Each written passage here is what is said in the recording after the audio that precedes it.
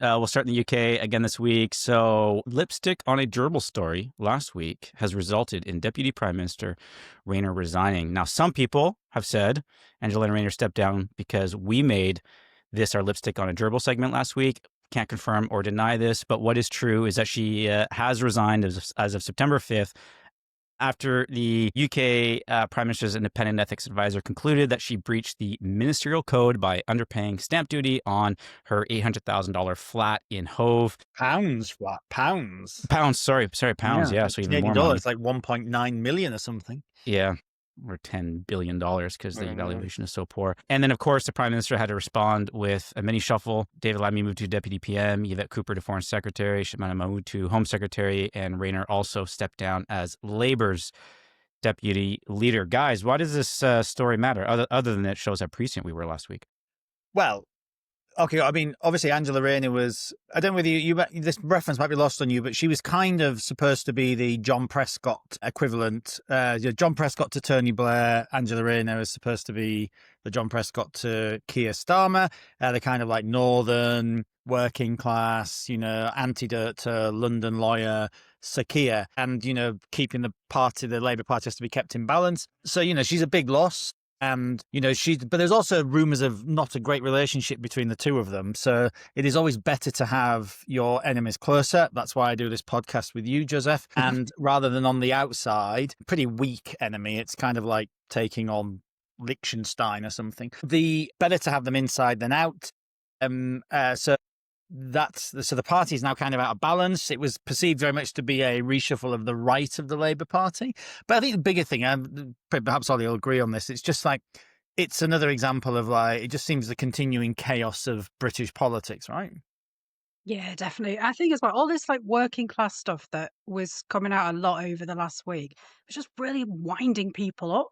Yeah. We went out for coffee over the weekend. There was two guys who were sat near us, broadcasting. So I was listening really hard. And they were just absolutely sick to death of it. They've completely had enough. And the interesting thing was, what was kind of the output of it was that they're fed up with all mainstream politicians in this country. They weren't saying Labour, Labour, Labour. It was just MPs, this politicians, that we all got chucked into this massive bucket of MPs, and then all that was left was, as they kept calling him, old Nige, and they're just waiting for this reform party to come through, and they're desperate for an election, and they were sitting there speculating about when they can have an election. So this is damaging, actually, not just for the Labour Party, but for all mainstream parties in the UK, because people are just sick to death of the upheaval and the churn all the time. Because there's been so much of that, right? Since the pandemic. I mean, sort of the dying days of the government you guys were in was felt scandal-ridden. Interestingly, I went into Parliament last night because I was got with some friends and spoke to a political journo there who raised a really interesting idea with me, quite an alarming one, really. He said, look, if he doesn't think this government can succeed because it just can't, right? In the current, its backbenches are impossible to manage. What needs doing it won't do. He said we'll then have a reform government, quite possibly. He said they will come in and possibly not be able to do what they want because they'll have institutional pushback. They won't have the experience. He said I do actually worry about where the country will be if we've had three failed governments, of three different parties, because arguably the last parliament was a fairly messy one under the Conservatives. This one's messy. The next one could be. So I really worry about where the country, but I hadn't thought about it in that concept of idea of, because at the moment we all think one election cycle, right? So I'm just thinking what does it mean for the next cycle? But actually, if it is reform, what does it mean for the one after that if they can't solve some of these problems? Because we're spending too much money, we're taking too much in tax, people are demanding everything to stay the same. Huge issues with immigration, much of which can't be solved because how do you stop people just getting here illegally? It seems to be an impossible thing to get hold of. So anyway, but I suppose the other point here is ordinarily the government collapses, has this big mess like it's got at the moment. Normally it's the opposition who benefit, but that doesn't seem to be the case with Kemi Bain, not the Conservative leader.